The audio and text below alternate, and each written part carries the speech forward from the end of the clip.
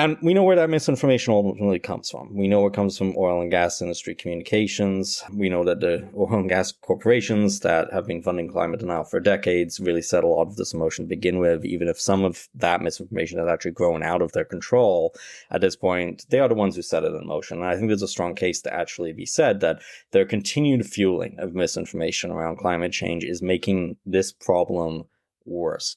Not just making climate change worse, but making all of our responses to climate change harder to carry out. Whether that's helping people, whether that's preparing communities for impacts. If people don't realize climate change is a factor, the situation just keeps getting worse and worse. And climate misinformation kills. Whether it's people not heeding those measures, setting a fire, and then not realizing it's super dangerous, that campfire growing out of control, or whether it's setting in motion the conditions that allow more wildfires, more severe storms to continue.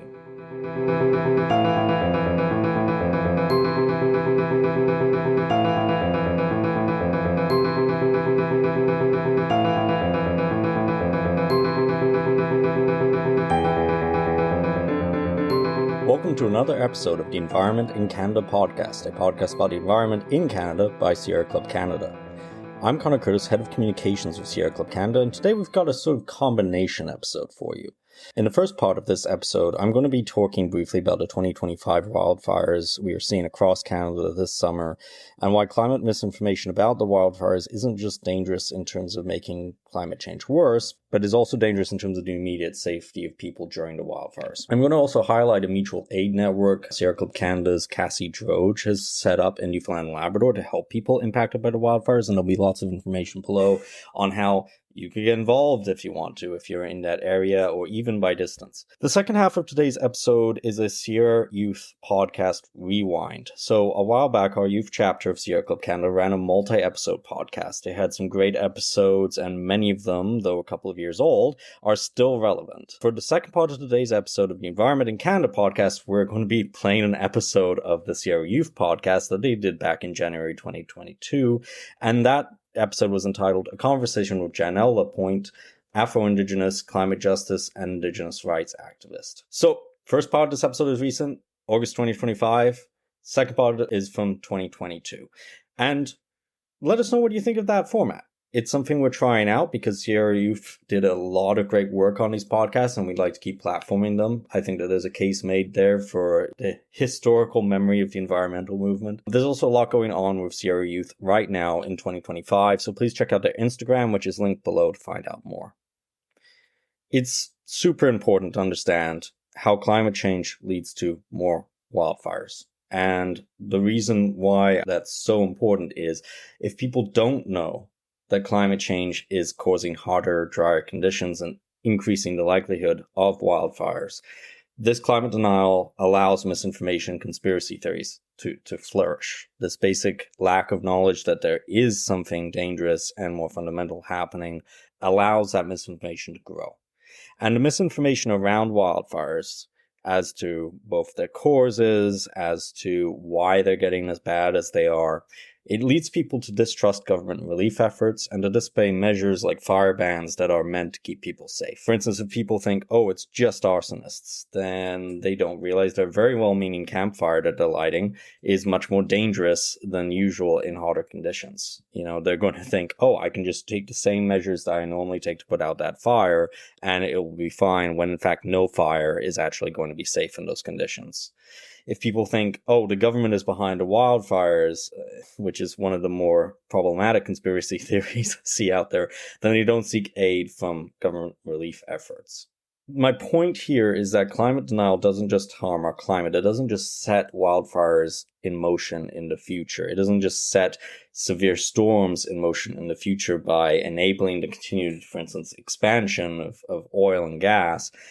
It also harms safety right now, and we're seeing this increasingly with different climate impacts across North America, where the impact will happen, and so there's a bunch of misinformation out there in order to try and push that impact has nothing to do with climate change, even though it's driven by climate change, or it's made a lot worse by climate change. And we know where that misinformation ultimately comes from. We know it comes from oil and gas industry communications. We know that the oil and gas corporations that have been funding climate denial for decades really set a lot of this in motion to begin with. Even if some of that misinformation has actually grown out of their control at this point, they are the ones who set it in motion. And I think there's a strong case to actually be said that their continued fueling of misinformation around climate change is making this problem worse. Not just making climate change worse, but making all of our responses to climate change harder to carry out. Whether that's helping people, whether that's preparing communities for impacts. If people don't realize climate change is a factor, the situation just keeps getting worse and worse. And climate misinformation kills. Whether it's people not heeding those measures, setting a fire, and then not realizing it's super dangerous, that campfire growing out of control, or whether it's setting in motion the conditions that allow more wildfires, more severe storms to continue. Why is climate change making wildfires worse? Well, anyone who has ever lit a campfire will know that conditions into which a spark enters matter, right? If it's dry and hot, then fires start more easily, they burn faster, they burn hotter. And with the Canada wildfire season upon us, it's urgent we understand the causes of these fires and the indisputable link to oil and gas corporate emissions and other impacts. Heat is an important driver of wildfires in Canada, and actually Climate Central has data showing, which is a research organization, has data showing that much of Newfoundland and many parts of Labrador have experienced high temperatures, at least 5 times more likely due to climate change. And that's where we're seeing some really devastating wildfires taking place right now. Climate-driven heat intensifies wildfires by drying out those conditions, drying out the landscape and contributing to those hot, dry, windy conditions that supercharge wildfires. And these conditions make it easier for the fires, again, to start and to spread, and it makes it harder also for us to put out those fires. And we've seen this before. Climate change made high temperatures at least twice as likely before the 2024 Jasper wildfire. And on the day that fire started, temperatures were between 7.1 to 10.3 degrees Celsius higher across Jasper than averages recorded between 1991 and 2020. In that case, there was a lot of information that, it was pine beetles, but pine beetles and forestry practices were not the major factor in the Jasper fire. Extreme heat and extreme conditions were the major factor. And indeed, even the pine beetle numbers themselves are driven by warmer conditions and climate change. So the general nationwide increase in forest fires, it's not because of arson, certainly not because of chemtrails. It really is the fact that CO2 is a pollutant in the case of climate change, and human-caused CO2, largely from the burning of oil and gas, causes climate change. It is not just plant food. We have a full explainer below which talks about the sources and conditions that lead to wildfires. But in the wake of these climate fires, strong policies like emissions caps have become more important than ever, and it's also clear that oil and gas CEOs have been lying to the public and their own workers for decades. 13 oil and gas companies operating or based in Canada, including 5 of the 6 to make up the Pathways Alliance Oil Sands Lobby Group, on the list of 88 big carbon polluters, called out for a major share of forested lands lost to wildfires in North America between 1986 and 2021. There's a direct linkage here. So in a way, have wildfires been set in motion by people? For sure, they've been set in motion by corporations. And unfortunately now, the misinformation that is helping those wildfires grow and causing them to be more frequent as well, just because of human activity, is also something that's being driven by that same source ultimately. And what can we do about this? Well, I think there's something to be said for dual action. And one of the actions that you can take right now is talking to others about the impacts of wildfires, talking to others about the connection to climate change, about the connection to oil and gas corporate emissions. And we're going to put a link to a previous podcast we did where you can actually find resources on how to talk to other people, because it's super important that when you're talking to people, one of the main things, if I can leave you with anything, you're not spending 10 hours debating climate change with a climate denier. You're just probably not going to break through to them. But you're spending 10 hours talking to 10 different people who are on the fence about climate change and maybe don't realize how serious it is or how much it contributes to these things. And you're communicating with them. 1 hour each at a time, and you're actually moving the needle on their knowledge base on the subject. Because if you measure success as, I talked to my friend and we had a big argument about the reality of climate change, well, yeah, you're not going to make much progress there. If you measure success by, I talked to my friend who already agrees with me on everything, yeah, you're not going to make a lot of success there, because the opposite is also true. If we only talk to the people we already completely agree with on climate change, not much is going to happen. But if you go out and specifically talk to people who are on the fence about these issues, then you have the chance to make a really big impact. And maybe they do agree with you on the very premise, but they don't realize how serious it is. It isn't the first thing in the back of their minds, and it should be. And that's where you can actually not only promote climate awareness and how we can act on climate change and things we've covered in this podcast a lot, but just safety during wildfire seasons, right? Why you really do have to look at these rules and be like, these are worthwhile. It's important not to go out and to do recreational fires and to limit sometimes outdoor activity, because something else we covered in this podcast, human beings, intentionally or not, tend to carry fire with us. Like, most of our mechanical processes that we do have the possibility to create sparks. And that's actually how a lot of human-caused fires happen.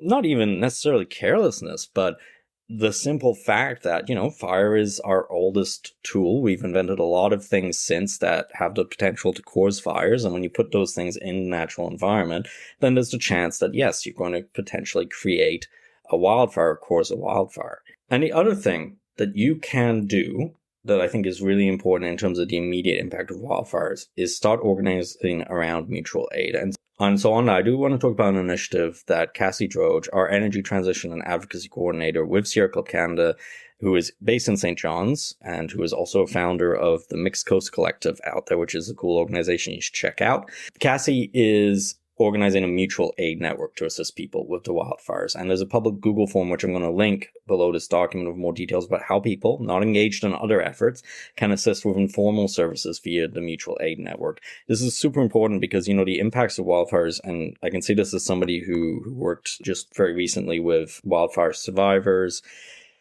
those impacts continue on for months and years into the future, right? Like, long after houses have burned to the ground, long after people have been displaced, the impacts of storms, the impacts of wildfires, they stick with people, and people continue to need aid long into the future. And while there are often immediate services and government programs that kick in, it's super important to build a general community of support.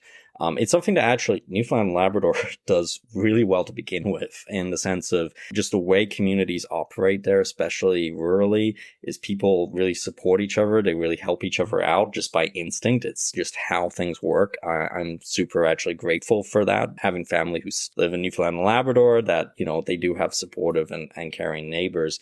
This is kind of like an expression of that, and I'm really happy to see Kassie pushing this forward. So far, we have 27 mutual aid volunteers in Newfoundland and Labrador, from St. John's to Paradise to Conception Bay South, and they're willing to help people affected by wildfires with food and water, space for a camper to park, domestic animal lodging, transportations, space to safely store family heirlooms or culturally significant items, conversations and check-ins to ease isolation. This is one you can do from distance if you want. Support for those living with autism, dementia, or other neurodivergent or chronic conditions. Radios, cell phones, or other electronics. So there's somebody in New Chelsea as well, by the way. I forgot to mention that location, too.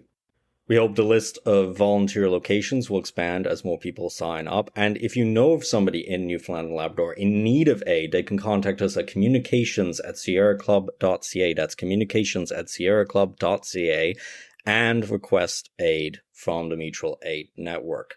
Again, location specific somewhat, but we're hoping to expand that as time goes on. And some services available by distance, no matter where you are, like check-ins. And if you're interested in getting involved, if you're in Newfoundland and Labrador, I really recommend checking out the public forum. If you're able to maybe commit some services by distance, it could actually just be check-ins with people. So calling people up and being like, how are you doing? Helping people with isolation, letting them know they're not alone. That's another thing. Again, check out the Google form. And if you're interested in how mutual aid works and that side of things, reach out and contact us, because unfortunately we don't necessarily always have the capacity to run this in every area, but we're more than happy to sit down with somebody and talk about the basics of running some mutual aid. And so do reach out to us if that's of interest. And on a related note as well, another thing I'm going to have linked below this podcast is a guide to steps people can take to reduce air pollution from wildfires, including building a budget indoor air filter, because one thing that the wildfire smoke does is it actually gets inside your house, even with all the windows and the doors shut. Doing that, by the way, does help reduce the pollution exposure. Not saying it doesn't, but just that even with that closed, if you're somebody with, for instance, respiratory issues or dealing with that, understand that's not foolproof, and there are things you can do on a budget to reduce that air pollution inside your house as well. And recognizing as well that not everybody can shut their windows and doors. If you're in an extremely hot environment, obviously that might not be an option. So once again, we've got a full explainer below this on the connection between climate change and wildfires. We've also got a list of common climate denial arguments like it's the sun, or the Earth's actually cooling, or it's just the weather. All of those arguments you've probably heard from climate deniers, and we've got a full list of those arguments and why they're wrong, which we're linking below this episode. Again, the point being with that list, you're not going to convince somebody who's a climate denialist. It is a bit like an addiction, right? They are addicted to climate denial, and you're probably not going to get them out of it. But they are talking to other people about this, and they're misleading them. And that's unfortunate. We have a duty then to go out and to talk to those other people who are hearing that and say, no, actually it is connected to climate change, and it is dangerous, and we need to be taking safety precautions. That's the point of the argument list. It's not to argue with that one person who is never going to talk to you. It's not to convince the person who's already been convinced. It's to talk to all the people on the fence. So do go check that out. And now that I'm finished ranting, here's that Sierra Youth episode from 2022 entitled, once again, A Conversation with Janelle Lapointe, Afro-Indigenous climate justice and Indigenous rights activist. Hello and welcome to the Sierra Youth Podcast, a podcast where we hold conversations about creating a healthy planet for healthy communities. We're here to learn about all things related to intersectional environmental justice from the perspective of youth. Our hosts are Brenna, Jackie, Emily, Jessica, and me, Michaela. Today, I'm so excited to be welcoming Janelle Lapointe to the podcast. Janelle is an Afro-Indigenous climate justice and Indigenous rights activist from Stellarton First Nation, currently working in communications for the David Suzuki Foundation as a guest on the lands of the Squamish, Tsleil-Waututh, and Musqueam peoples. I first came across Janelle on Twitter, and I remember being immediately drawn into her account because of her Twitter bio. Along with identifying as a climate justice and Indigenous rights activist, Janelle also identifies as a fungi fanatic, long-haired, free-thinking, and a big-time nerd. I love it. Beyond her fungi photos and luscious locks are her words. Powerful, eloquent, and piercing. One of Janelle's tweets reads, "Draining lakes, damming rivers, building pipelines underneath the last of our sacred waterways. Bold of colonizers to think they can manipulate Mother's natural systems."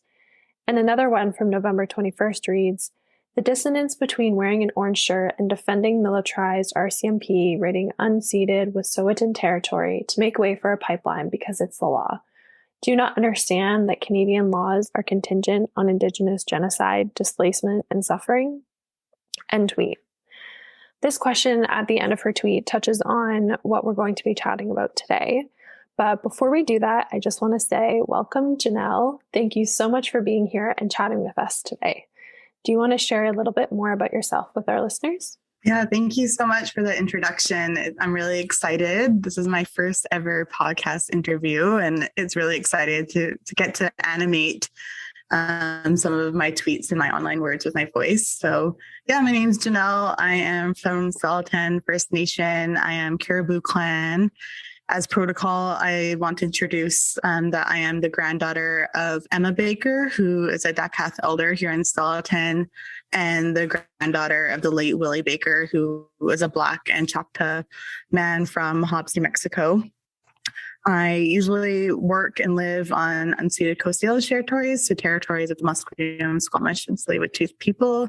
But today I am at home. I'm in my childhood bedroom on unceded Dakas territory, where I'll be spending the next few weeks resting and visiting family. Awesome. I'm sure you're so happy to be home, surrounded by family. It's wonderful. I know I'm going to be going home soon. I'll be super excited to hug my sisters and my parents. So thank you so much for introducing yourself.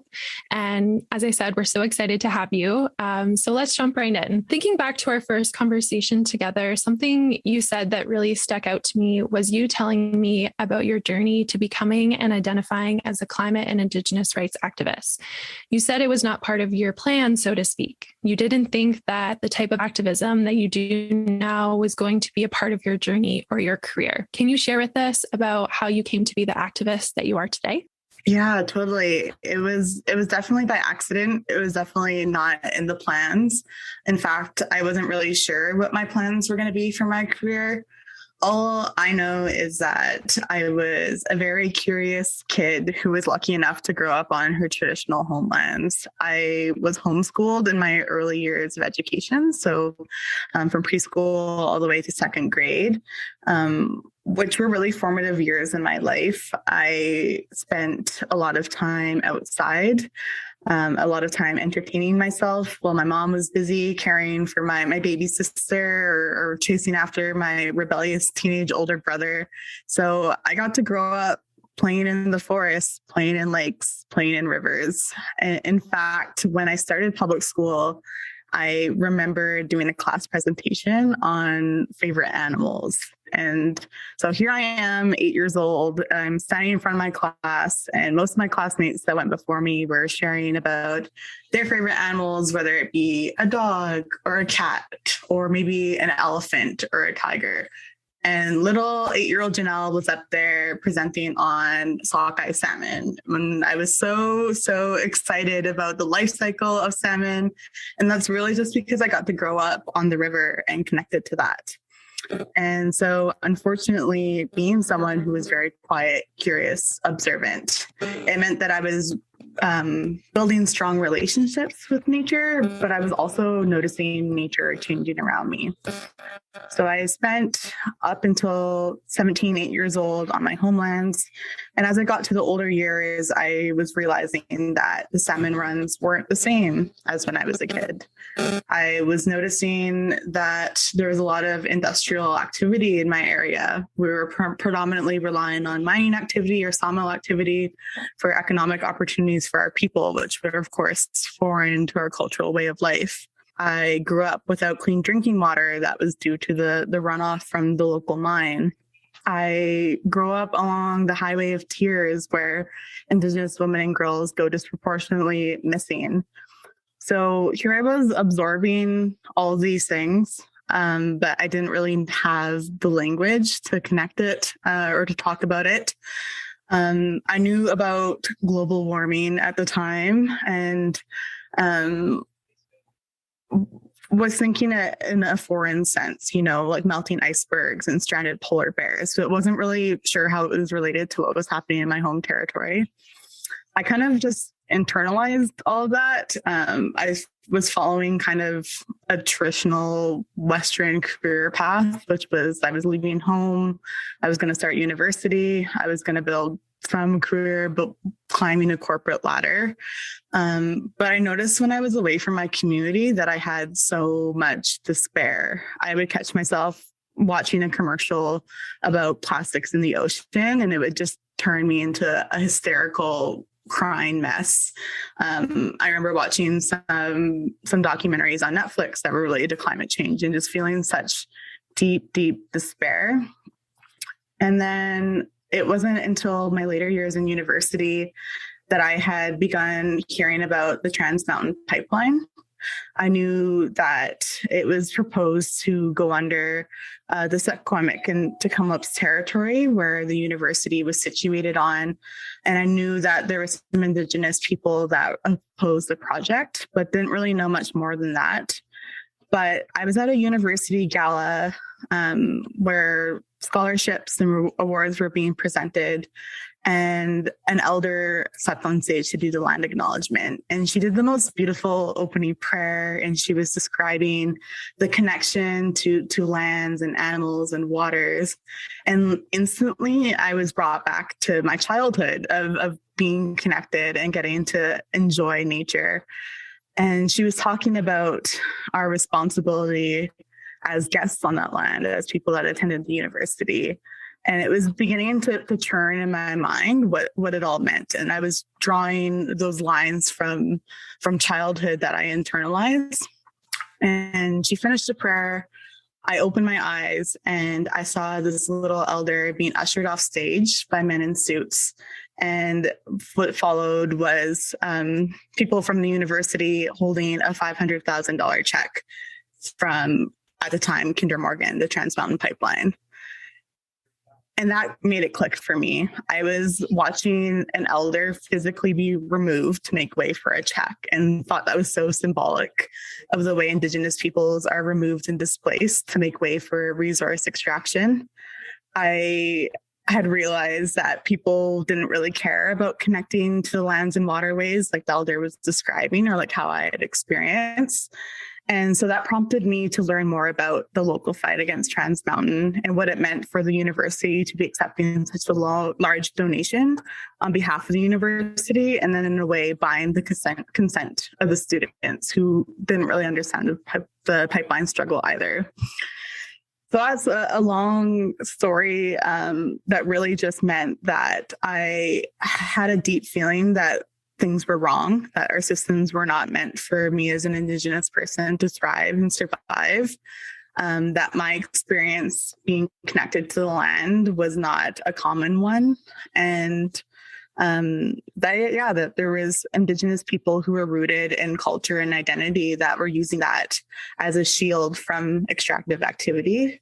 And once I knew that, there was no way I could stop being involved and stop learning about it.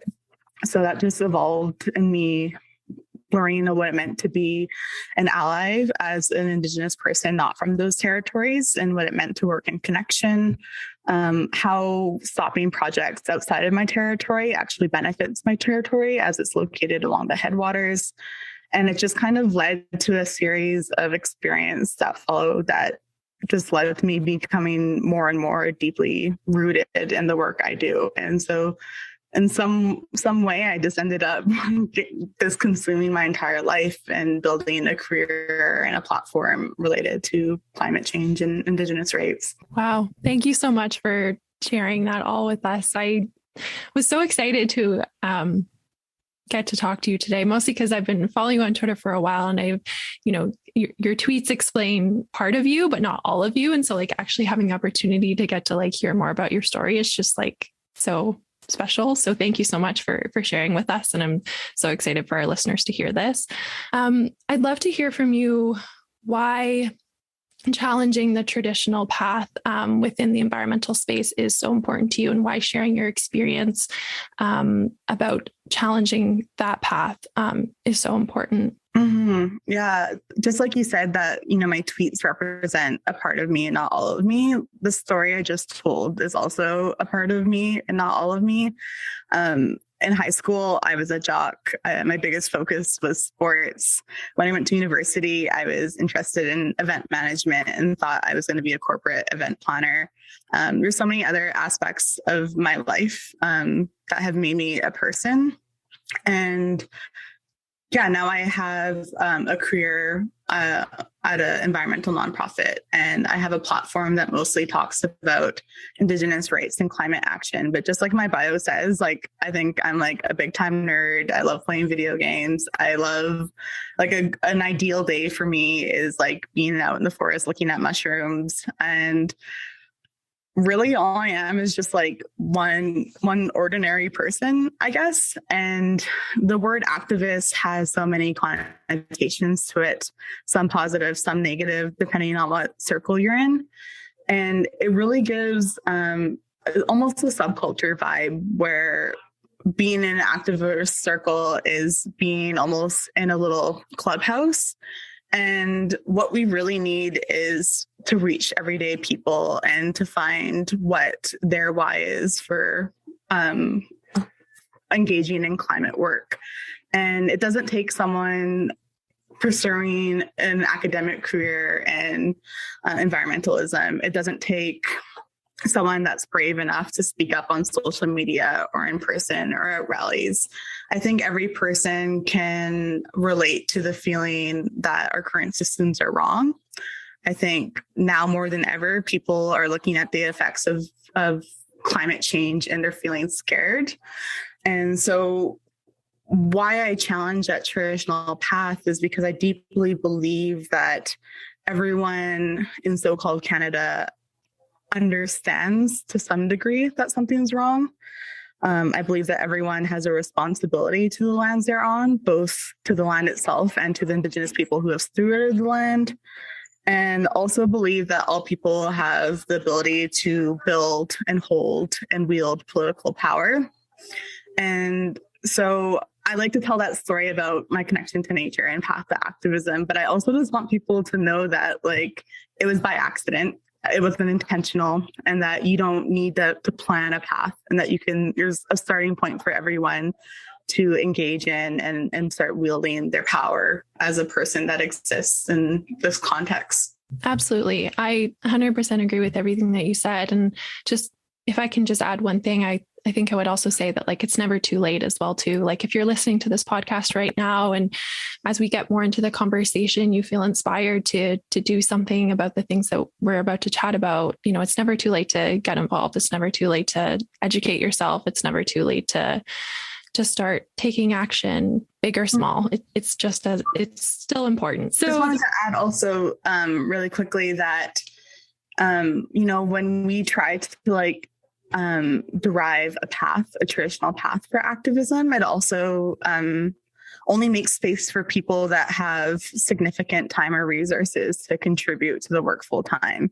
And so traditionally, in the context of the Canadian environmental movement, that means that it's mostly upper middle class white folks that traditionally have the time to contribute, or it's putting a lot of labor on Black, Indigenous, and people of color that carries so much weight in other aspects and is leading to quick burnout. So it's important that every person can see an opportunity, and that it's not too late for anyone, because therefore we're distributing the labor equally, and that it's not being directed by a certain subset of people or being too much for some of the people that have been carrying this work for a long time. Absolutely. I completely agree with you. Everybody has a responsibility. And so given your position and knowledge within the climate and Indigenous rights space, I'd love to jump into our topic for today, which is that of talking about the events taking place on the West Coast with respect to the Wet'suwet'en. So for everyone listening today, I'm wondering if you could tell us who the Wet'suwet'en peoples are, where is their land colonially located within so-called Canada, and what is happening with respect to Wet'suwet'en land? Yeah, so the Wet'suwet'en people are Indigenous to a large territory that's located in the north central of what is colonially known as British Columbia. It's about a few hours west of what is colonially known as Prince George. And the Wet'suwet'en land is about 22,000 kilometers of land. And the territory is divided up by 5 clans and 13 house groups. And in most of what is colonially known as British Columbia, the land was never ceded. So it was never signed away by treaty. It was never conquered by war. And therefore, the Wet'suwet'en people have their own governance structure and laws that actually predate any colonial laws. So the Wet'suwet'en people use a traditional governance system called batlevs, which is a feast hall. And so all of their clans and house groups are responsible for different portions of the territory, and they represent the people that make up the house clan. And so they use their ballot system to make any decisions about the land. So Right now, there is a pipeline proposed to go through Wet'suwet'en territory that has been approved by some of the Indian Act chief and councils. So the Wet'suwet'en people have their own traditional governance system, but through the Indian Act, the federal government has created an additional governance system that uses a chief and council structure to make decisions. This is following an era where Indigenous people used to not be able to make any decisions for their land. They were actually assigned an Indian agent that would be able to make all decisions for the territory. That was replaced by the Indian Act system, in which we elect a chief and council to make decisions for only reserve land. And so now within the Wet'suwet'en context, we have the hereditary chief system that uses the traditional governance of Batlats to make decisions for the territory as a whole, whereas the federal government continues to prop up a chief and council system that was meant to be ineffective, that was meant to cause community divisions, and that is actually only supposed to be responsible for federal reserve land. And yeah. Thank you. Thank you so much for laying that out for us and introducing us to the Wet'suwet'en peoples. In relation to the events that are currently taking place, what is happening with respect to Indigenous rights, but also with respect to the Coastal GasLink pipeline? And for reference, Coastal GasLink pipeline will also be referred to CGL throughout our podcast. So if you hear that acronym, you know that we're talking about the pipeline. Yeah, and I guess I should also explain my relationship to Wet'suwet'en people. So I identify as Dakath, which is a relative to the Wet'suwet'en people. So Wet'suwet'en people are, I refer to them as my relatives. My great-grandmother on my matrilineal side was born in Whitsett, which is a village located in Wet'suwet'en territory. Their family then settled in the village of Stella, where I'm speaking to you from now. So I identify with being Stella 10, but do have relatives that are a part of Wet'suwet'en territory. So when I'm speaking to them, just want to make clear that I'm not speaking as a Wet'suwet'en person, but as a relative to the Wet'suwet'en people. So as I mentioned before, the Wet'suwet'en people are the rights holder to the unceded territories that they have occupied since time immemorial. The Wet'suwet'en House Chiefs have full jurisdiction over their lands and must be provided with free, prior, and informed consent before any extraction projects can be forced through the territory. These rights are rights as sovereign Indigenous people that have been affirmed by the United Declaration of Rights of Indigenous People, and also affirmed by a Supreme Court case in 1997, which was Dalgamuk versus British Columbia, which ruled that the Wet'suwet'en people, as represented by their hereditary leaders, had not given up the rights and titles to the 22,000 square kilometers located in northern so-called British Columbia. So that Supreme Court decision affirmed that the traditional governance system had never been exterminated and that the hereditary chiefs still have the right to uphold that system on their lands. The United Declaration on the Rights of Indigenous People also states that Indigenous people have the right to own, to use, to develop, and control the lands, territories, and resources that they possess by reason of traditional ownership or other traditional occupation or use as those which they have otherwise acquired. And also that Indigenous people shall not be forcibly removed from their lands or territories. So what we have seen in the recent years is Coastal GasLink pipeline, which is a proposed pipeline that will carry fracked gas all the way to the northeastern British Columbia and then exported for Asian markets. This pipeline has been trying to force construction through the territory without consent of the hereditary house leaders. So for the past 3 years, the RCMP have actually been raiding the Wet'suwet'en territory in an attempt to remove the Wet'suwet'en people that are occupying their lands and make way for the construction of the Coastal GasLink pipeline. The latest raid took place just a month ago in November 2021, and the RCMP used excessive force to arrest 30 people, including Wet'suwet'en leaders, elders, and also Canadian media journalists. They removed Indigenous people at gunpoint on behalf of the Coastal GasLink pipeline. Yeah, so they took extreme measures to remove Wet'suwet'en people from their ancestral lands. They have also been using extreme fear tactics and threats of violence on the daily. They have been surveilling Wet'suwet'en people who are living on their own land using helicopters and drones.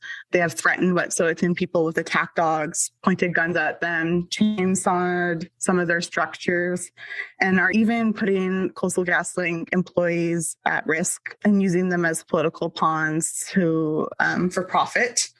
They're doing an attempt to break the spirit of the Wet'suwet'en people that have every right to access their land, and are fulfilling an ongoing legacy of colonial violence against Wet'suwet'en people. Absolutely. Thank you for breaking that down for us. It would be pretty hard to ignore what has been happening right now on the West Coast based on everything popping up on the news and everything popping up on Twitter. It's horrifying to see what's happening, but it's even more horrifying that this is being done at the hands of the so-called Canadian state, considering that Canada likes to present itself as this polite and people-loving country. And we know that what is currently happening in northern BC has been happening for hundreds of years since the start of European colonization in so-called Canada.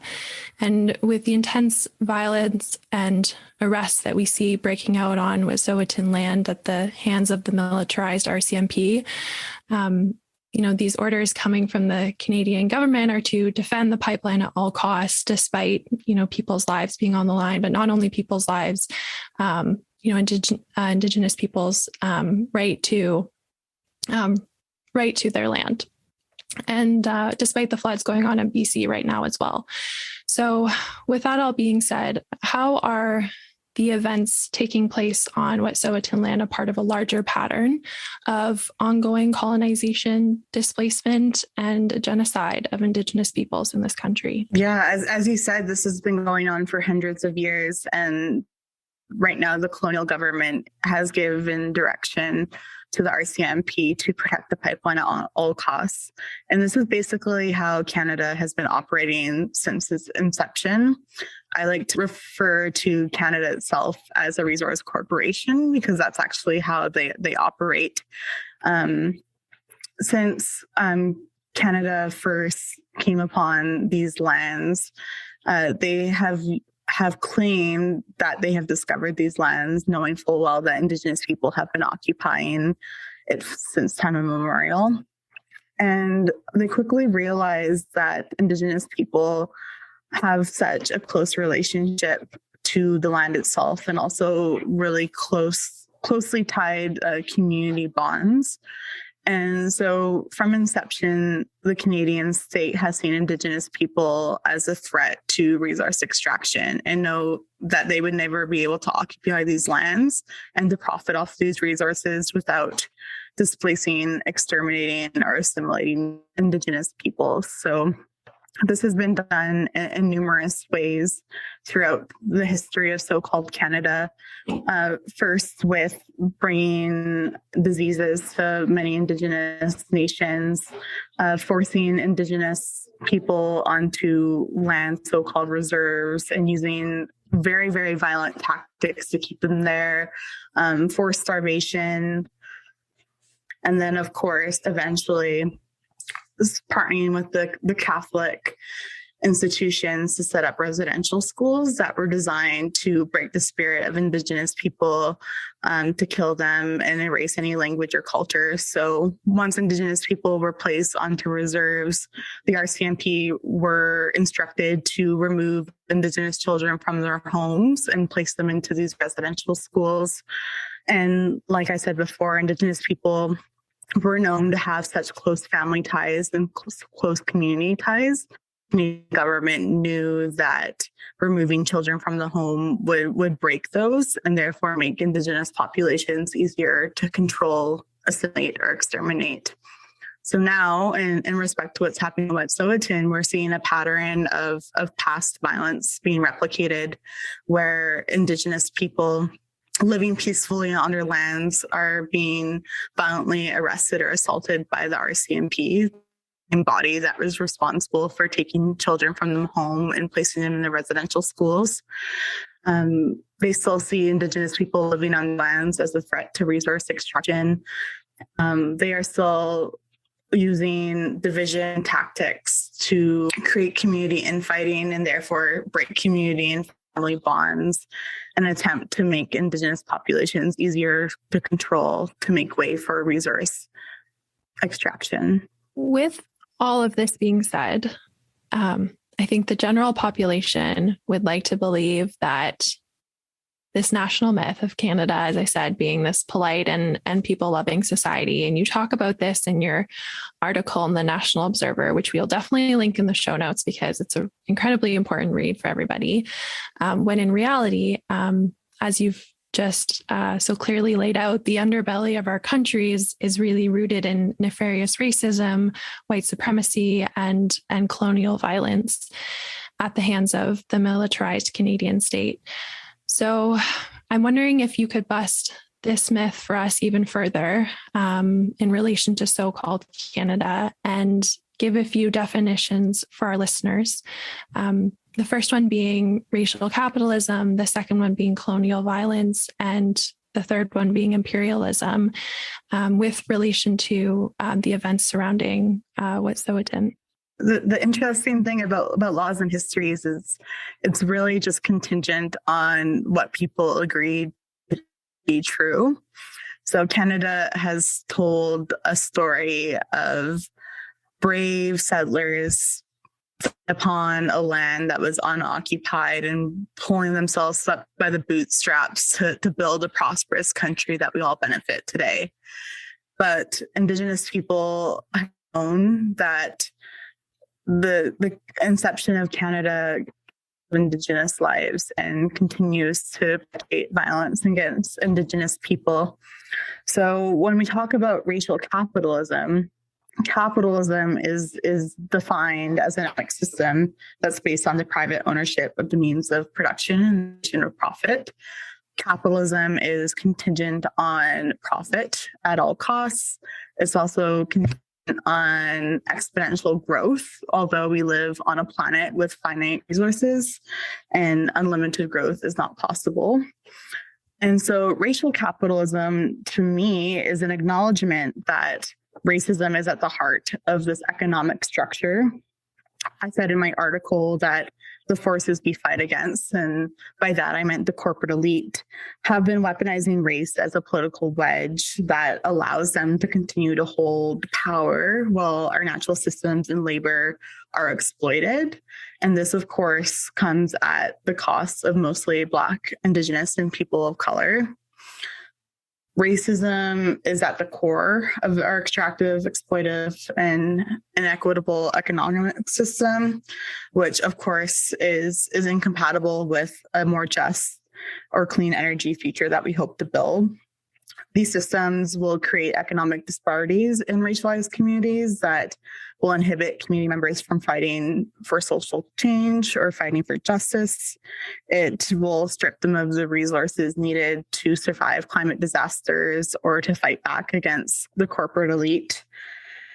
The colonial violence, again, is a description of the violent way Canada treated Indigenous people in order to set up the colonies that we now call Canada, and the ongoing ways they perpetuate that, whether it be from the violence against frontline Indigenous people like we're seeing in Wet'suwet'en, but also the enforced poverty in Indigenous communities, the disproportional rates of Indigenous people in prisons, And imperialism is defined as a state policy practice or advocacy of extending power and dominion.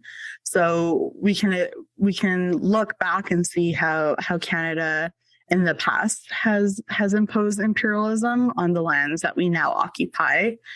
But as it becomes a bit more mainstream to understand the injustices done to Indigenous people through things like residential, Canada continues to display imperialism to racialize communities overseas. So, for example, Canada participated in the kidnapping and expulsion of Haiti's elected head of state. Canada continued to fight in Afghanistan as an imperial measure, and today Canada continues to operate mining companies in Latin America and to perpetuate the same harm that was done to Indigenous peoples on these lands to the Indigenous people of Latin America. So all of this tells a different story than most of us were taught in school. The country that is known for being polite and passive is actually has a really violent history of displacing any people that would get in the way of resource extracting and making money. Yes, absolutely. Thank you so much for busting that myth. I think even within the things that you just said, I learned so much, and it really makes me angry at what I was taught in schools. Because what we're taught is just so different than the reality of the true history of Canada, so to speak. So yes, thank you for sharing. When it comes to the pipeline specifically and the different perspectives and narratives around Wet'suwet'en and the CGL pipeline, you yourself talk about how your community in Northern BC is on paper a supporter of the Coastal GasLink pipeline. And it's very easy for the narrative around the pipeline to be weaved in such a way that paints the development of this pipeline as a reconciliation initiative by the Government of Canada. And you share on Twitter, any Indigenous support for oil and gas projects are a result of weaponizing state manufactured poverty to create division and desperation in our communities. The government is using us like bargaining chips to placate oil and gas executives and calling it partnership and consent. And so why is it that some Indigenous groups support the pipeline, but what information, is missing from this narrative? Yeah, I think there's a tendency to look at the Indigenous communities that are on paper supporting the project as the same way we would a settler corporation supporting the project or a settler government, and that they're just greedy and don't care about our futures and are looking to make a profit at all costs. When in reality, communities aren't signing on to pipeline agreements in hopes to make a profit and economic prosperity. It's really just to survive the state manufactured poverty that they're under. So as you mentioned, my community is one on paper that is a supporter of the Coastal GasLink pipeline. And that is because I'm from a very tiny community that has really borne the effects of colonization since then, to a point where a lot of us are not familiar with our cultural practices. Our language is our language is near extinction. We don't have the same knowledge of our traditional governance systems and hereditary chiefs that the Wet'suwet'en people are holding on to. And so because of that, we rely on the forest chief and council system to make decisions on behalf of the people. But because the chief and council system was designed to be dysfunctional, it was designed to be patriarchal when we're a matrilineal society. And it was designed to be easily coerced by corporations and the government. So because of that, corporations, it's really easy for them to do community consultations that check a box and are not done in a culturally sensitive or traditional way, and to get sign off from the Indian Act chief and council bans and therefore appear on paper as community consent.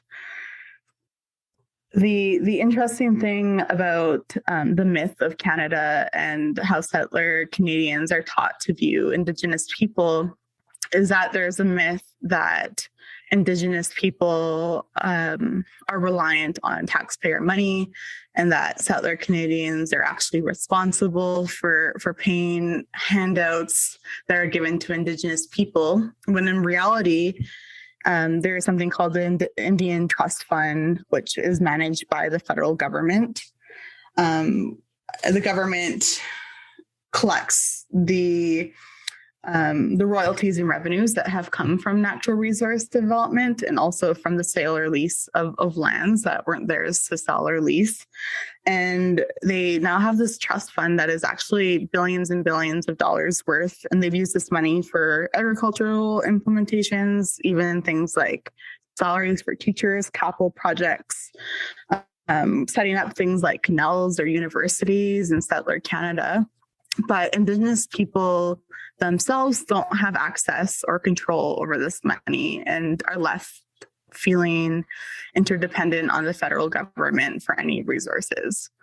So, as what I'm trying to paint a picture of is a manufactured poverty, like I said in my tweet, that is has not only been caused by the Canadian government, but the Canadian government continues to keep Indigenous populations in poverty, so that there is a level of desperation when it comes to receiving funds for things like culture and language, when it comes to receiving things like jobs so people can go out and work for their family. So it was really easy for Coastal GasLink to do consultations with community, where they have a full-time staff person who dedicates all their time to meeting with Indigenous communities and proposing multi-million agreements that the communities then use just to survive. And the reason I talk about this is because, as much as I would like the Coastal GasLink pipeline to be canceled, because as someone who has extensive knowledge of climate change and what the threat means, and doing so, I know that we cannot afford to be building any new pipeline infrastructure. I'm also concerned about the lack of alternatives or solutions for my community if that were to be canceled. And that comes from a history of the Canadian government using state manufactured poverty to control Indigenous people, but also the lack of awareness from the environmental community of what the reality is of living in an Indigenous community. And in doing so, I would say the environmental movement or leftist movements have not engaged with alternatives or solutions, and have not engaged with what it would look like for the federal government to release some of that money from the Indian Trust Fund and give cash back to the sovereign Indigenous people. Canada has been making billions of dollars on resources that we have been stewarding for millions and millions of years and have not reaped the benefit of. So as we continue to advocate for the removal of our CMP off Wet'suwet'en lands, and to advocate for, investors like RBC to stop investing in fossil fuel projects and for no new fossil fuel infrastructure to be built, we need to simultaneously be urging the government to pay reparations for the harm they have done for Indigenous communities and from the money they have made off of resources that does not belong to lands that they own. Because as long as Indigenous communities are in poverty, they are vulnerable to corporations exploiting their fears and their desperation, and getting easy agreements. Whereas I really truly believe that if the government were to pay back what is owed to Indigenous people, there would be no Indigenous communities that would say yes to any resource extraction, and that would, I truly believe that all Indigenous communities really want to preserve these lands that they hold for future generations, but not all of them are able to do so because of the state manufactured poverty that they have been living in for hundreds of years. With respect to everything that you were just saying, what sort of changes economically, politically, socially, and culturally need to happen? What sort of wake-up call do you want to send to people listening right now, especially to people, environmental leaders and people within the environmental space and youth within the environmental space with respect to human rights and climate change, but also with respect to the beliefs and values and perspectives that must be challenged and rejected in order to see the changes that need to be made? Yeah, we're just at a point where we can no longer ignore the truth of Canadian history. And so all people that occupy lands on so-called Canada have the responsibility to learn about the true history and how Canada has made claims to the lands that they claim to occupy. And in doing so, it'll be very clearly revealed that Canada has no claims and no rights to these lands, and that all Indigenous people across Canada are sovereign either through living on unceded lands or sovereign as people that have agreed to nation treaties with settlers that Canada has failed to uphold. So the most important thing is for Indigenous people as sovereign people to be recognized as nations, as they have always been. Which would mean Canada would require Canada to pay reparations for the resources they have stolen and the harms they have inflicted on Indigenous communities, so that impoverished nations are not economically dependent on the Canadian government that has no claim to the land. For the environmental movement, we will never, ever win without Indigenous people having the sovereign rights to their land. As I said, the system as it stands, it's really easy to manipulate in order to make way for resource extraction. And that will never stop until Indigenous people and settler allies say no more. And to do so, we need to continue to urge international bodies to look at the infringements of human rights that Canada has continued to perpetuate and to hold them accountable for what they have done and continue to do to Indigenous people. You know, the environmental movement has typically been focused on the conservation of lands or pristine lands untouched by people, but Indigenous people have realized since the beginning that we are not masters of nature. We are part of nature, and we're interdependent on one another. And so the environmental movement has a lot to learn from peoples that have modeled what it looks like to be interdependent with nature and to live in harmony with nature. And also, when we think about the world we want to create, it's important to realize that we're not starting from scratch, and that Indigenous people do have traditional governance systems like the Wet'suwet'en continue to practice that are based on community care, that are based on care for the land and care for one another, and are based on mutual aid.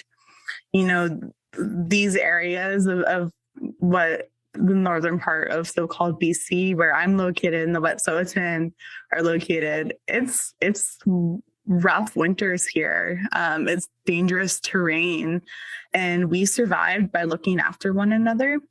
And it was said to be told that you would know how wealthy a clan was based on their abundance of resources. And we never took too much from that. And we always shared with one another and made sure people were cared for.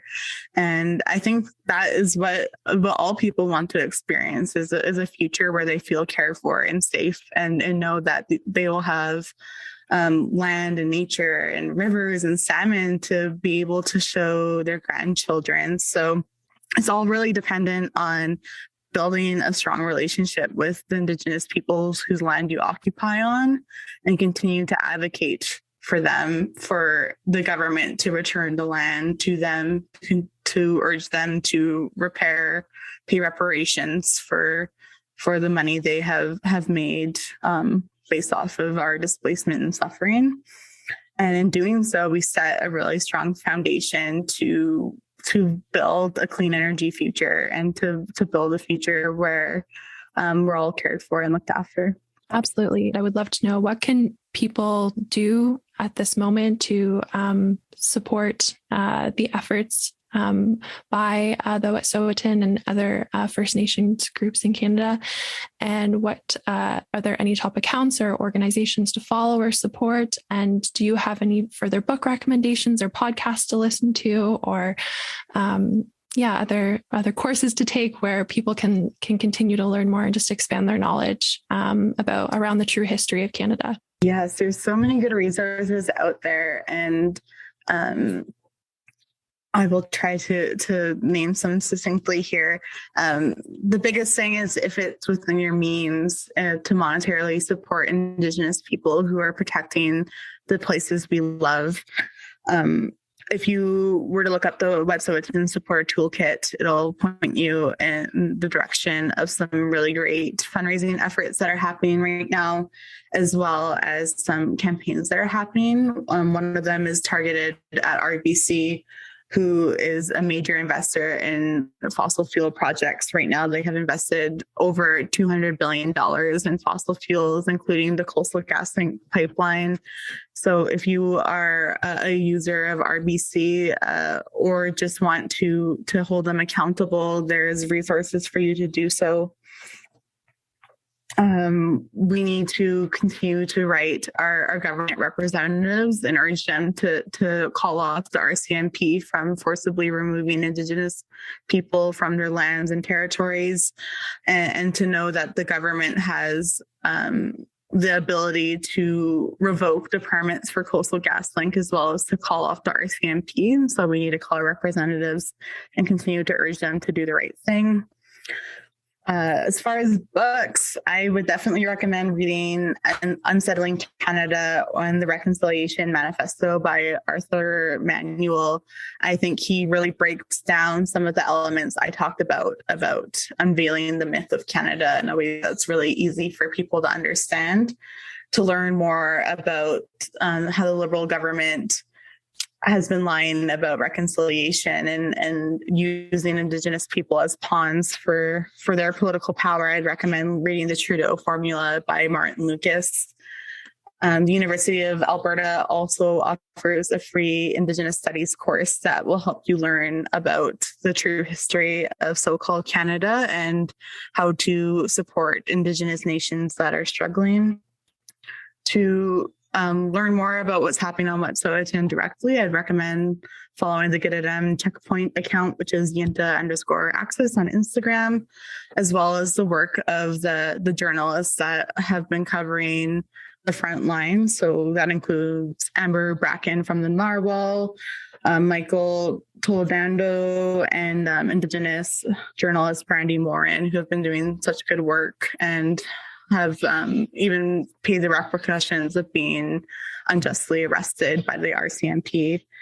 We continue to learn about how the RCMP continues to protect corporate interests over people and calling for the defunding of police and reinvestment in community resources. And I think that's it. Thank you. Thank you so much. Absolutely. All of those books sound amazing. I'm going to check them out after we hang up, and I'm going to look into that free course that you mentioned as well too. So before we close off this episode, I just want to talk about centering joy. This is something that you talk about on your Twitter, and I'd love to just know, recently, how have you been centering joy amidst everything going on in the world? How are you centering joy amidst this time of winter, this time of rest and renewal, as it's known to be? I'd love to hear from you on that. Yeah, I'm always happy to talk about joy. Joy is an important piece of climate work to me. It means connecting with the places we're trying to connect. So I try to get outside as much as possible. Right now, I've been going on daily walks with my mom. Even if it's minus 20 degrees, I get out there and remember what it means to exist on these lands. With the climate emergency, there is so much urgency. And I always say urgency does not feel great in my body. I hate feeling if I'm late to something. I hate if I have to last minute pack. And so with the climate emergency, I try to find a way to communicate the seriousness of it, but encourage people to reject urgency a little bit. We come from a long line of people that have survived against all odds and have won fights that are unimaginable to me. And so just know that you are not the only one taking up this work. There's others with you. If you need to step back, there are people that are stepping forward. So today was actually my last day working before I have 3 days off, and I am holding those boundaries hard. I will be logging off for a while and just focusing on all of the slow activities that help me reject urgency a little bit. So I have a big stack of books I'm excited to read, a puzzle I have picked out that I'm excited to do, and even some crocheting that I'm going to try out for the first time. So I'm just trying to do everything slowly to focus some joy, rest, and ease in my life. Oh, that was so beautiful. I hope the crocheting goes well. I'm actually wearing a scarf right now that my partner crocheted for me. And it's so cozy. And it's so nice when you can have something handmade, either by somebody you love or even by yourself, and to see your work right in front of you. It's such a special feeling. So I hope that goes well for you. So before we close off, I'd love to just know, how can people find you online and support your work? And do you have any upcoming projects or events that you want to shout out to our listeners? Yeah, I can be found online at Janelle Lapointe on both Instagram and Twitter. As you've mentioned, Twitter is kind of my hot spot for putting out all those hot takes and sharing my thoughts on issues such as what's happening on Wet'suwet'en. And because I'm so focused on rest and ease right now, I actually don't have any events or projects that are upcoming, which actually feels pretty exciting. But I do have some things that I can't talk about yet that will be announced later in 2022. And in the meantime, I'm just really focused on connecting with people who are interested in picking up some of this work, especially for new people that are just starting to get their feet wet or interest piqued and not sure what to do. I would love to connect on Instagram or Twitter and learn more about your experience and how I can help. Thank you so much for saying that. I'm glad that we could be one of those places where we could learn more. I was so grateful when you responded to our message, because I just really wanted you to be able to come on and talk about these things to our listeners. But I also selfishly wanted to have the opportunity to talk to you, because I've been following your thoughts on Twitter, and I'm just so in awe of you and your words. And so yeah, with all of that being said, just thank you so much for being here. We're so grateful. I'm so excited to share this episode with our community and with our listeners. I'm going to send it off to all my friends and be you have to listen to this. I just can't thank you enough for your time today. So thank you, Janelle. Thank you so much. I'm really excited and really respect the work that you both are doing to get some voices out there. And in our language, we say Snachalia, and an elder once explained it that it means thank you with my spirit for your spirit. So Snachalia for hosting me today. Thank you, Janelle. This episode of the Sierra Youth Podcast was produced by Aviva Lassard. Our editor is Justine Van Dyke. Graphic design by Zaria Levy. Social media support by Abby Gagnon. The rest of our team includes Brenna Kagawa-Vizentine, Emily Marcom, Jackie Layton, Jessica Cloutier, Sean Trainer, and me, Michaela Yanni. We are the youth chapter of the Sierra Club of Canada, a national and grassroots nonprofit dedicated to protecting our environment, our communities, and our common futures. I hope you enjoyed today's episode, and we'll see you next time.